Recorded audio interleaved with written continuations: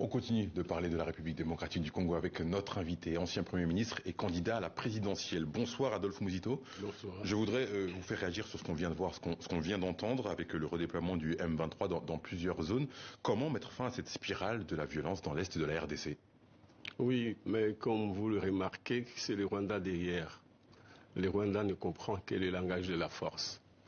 Nous ne pouvons pas négocier avec le Rwanda parce que, en fait, comme dit un proverbe africain, quand un petit poussin remplit une marmite, c'est qu'il y a en dessous son père ou sa mère, son père les coqs. Et nous sommes conscients que ce sont les multinationales qui financent cette guerre-là, qui tuent le Rwanda. Nous pensons qu'il faut faire la guerre au Rwanda. Et nous allons profiter de ces moments de répit, moment où les forces sous-régionales sont sur le terrain, avec tout ce que nous constatons malheureusement, pour que nous puissions préparer la guerre. Vous savez que les Rwandais nous font ce qu'ils nous font parce qu'ils ont réussi à nous infiltrer, et cela depuis l'année 1996. Ils nous ont infiltrés. Et ils ont profité du moment où le Congo n'avait pour budget que 100 millions de dollars. J'ai dit bien 100 millions de dollars. Le Rwanda dément toujours infiltrer le M23, mais pour vous, la stratégie, c'est une guerre frontale avec... Une guerre. C'est trop petit. Le Rwanda, c'est 1% du Congo, voyez-vous. C'est même difficile de les attaquer, mais nous sommes bien obligés de les attaquer le moment venu pour les repousser vers leur territoire. À ce moment-là, nous pourrions négocier avec les vrais partenaires qui sont les multinationales qui profitent de cette situation pour prendre frauduleusement nos minéraux. Et nous pensons que si officiellement nous négocions avec les multinationales pour une exploitation officielle gagnant-gagnant avec les multinationales, ça nous permettra de mettre fin à cette situation une fois pour toutes. Au-delà de la question sécuritaire à l'est de la République démocratique du Congo, quelle est la priorité du candidat Adolphe Muzito? Le candidat Adolphe Muzito a une offre politique qui a 4 priorités essentiellement. La première priorité, c'est la souveraineté militaire et sécuritaire. Il nous faut un budget 1,5 milliard chaque année. Sur un horizon de 5-10 ans, nous pourrions donner à notre armée 15 milliards, 20 milliards pour assurer la sécurité du territoire et l'intégrité du territoire aussi.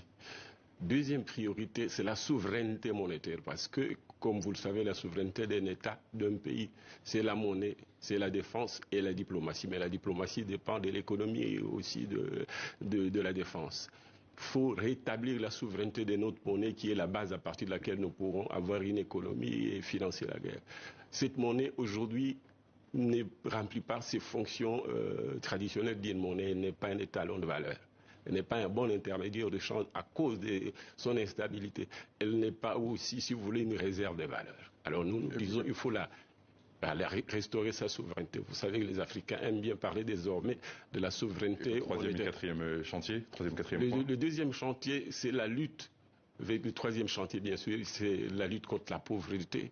Vous savez, les Congolais vivent avec $1,50 aujourd'hui. Il faut augmenter les revenus nationaux grâce à de gros investissements pour franchir le seuil de souveraineté qui peut aller jusqu'à $2,50. Quatrième chantier, évidemment, toujours dans ces cadres-là, c'est le chômage. Aujourd'hui, le taux de chômage est autour de 75% dans notre pays.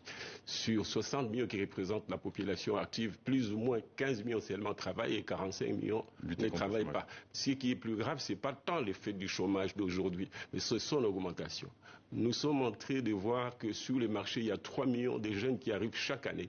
Sur un horizon de 10 ans, nous aurons 30 millions de jeunes qui devront être résorbés comme chômage pour qu'on puisse commencer à inverser la courbe. Le temps file. Monsieur Muzito, que s'est-il passé entre vous et Martin Fayulu au sein de la coalition Lamuka? Et est-ce que cette séparation elle est définitive? La séparation est définitive, parce que Martin continue toujours à vouloir collaborer avec ceux qui hier ont créé la situation du chaos électoral que nous déplorons et pour lesquels d'ailleurs Lamuka est né comme force de résistance, force de pression sur le pouvoir pour connaître les réformes nécessaires afin que ce qui s'est passé en 2018 ne se reproduise pas. Il flirte avec Kabila, qui d'ailleurs est encore avec probablement Tshisekedi, mais en tout cas qui est le vrai architecte du chaos électoral. Il flirte avec M. Katumbi, qui d'ailleurs était avec nous à Lamuka, qui a basculé à l'Union sacrée, et il quitte l'Union sacrée alors que là, avec M. Tshisekedi, ils ont monté ce qu'ils ont monté. Et il a été au Parlement à travers son parti et ses députés. Il a été au gouvernement. Ils ont voté la loi sur la CENI, la configuration actuelle de la CENI, contre laquelle nous, on s'est battu, vient entre autres de lui. Et voilà que maintenant, il séisse comme c'est lui qui doit lutter contre la CENI, qui doit lutter contre la configuration actuelle de la Cour constitutionnelle, alors qu'il est l'un de ceux qui ont fait que nous en soyons là. Et moi, je ne suis pas d'accord avec cette façon de collaborer avec, véritablement. Vous n'avez pas signé la charte de l'Union sacrée début avril, mais vous étiez également absent du huis clos à Lubumbashi avec des membres de l'opposition. Est-ce que vous ne craignez pas d'être un candidat isolé? Je ne serai pas isolé. D'abord, un candidat président de la République, c'est un homme face à un peuple. Donc, il est en face d'un peuple. Deuxièmement, isolé, pourquoi? Parce que je serai avec le peuple. Moi, je n'ai pas envie dans ma coalition d'être avec des gens pour qui nous n'avons pas débattu des programmes. Moi, je compte beaucoup sur les fonds sociaux, les jeunes, au détriment des élites, plutôt si vous voulez des oligarques, pour créer une vraie coalition sur fond d'un programme politique, économique et social. Rapidement, quelle est votre position concernant le projet de loi Tchiani, loi dite de la Congolité, qui vise à réserver certains postes uniquement aux Congolais de père et de mère? Je suis contre cette loi. Si j'étais au Parlement, je voterais contre. Mais seulement pour respecter la République, pour respecter, si vous voulez, les institutions telles qu'elles sont et telles qu'elles les ont reconnues. Monsieur Katumbi lui-même, il faut qu'il laisse jouer le jeu démocratique dans le Parlement parce qu'il est au Parlement à travers son parti. Laissons jouer la démocratie. Il ne peut pas empêcher un Parlement qui le reconnaît de discuter, de débattre d'une loi. Il faut débattre selon vous? Il faut débattre. C'est ma dernière question. La prochaine élection présidentielle à RDC doit avoir lieu le 20 décembre prochain.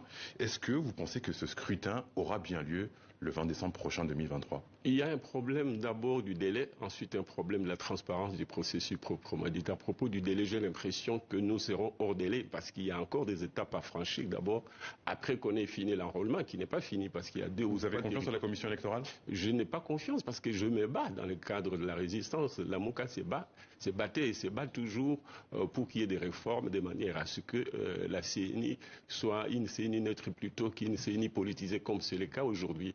Et donc nous disons, du point de vue qualitatif, le processus n'aura pas été bien conduit. Et du point de vue du délai, je crois que nous serons hors délai parce que le processus qu'il est conduit aujourd'hui ne nous permet pas d'être dans le délai. Merci Adolphe Muzito d'avoir répondu à nos questions. Je rappelle que vous êtes ancien Premier ministre et candidat à la présidentielle en République démocratique du Congo. Merci beaucoup. Merci.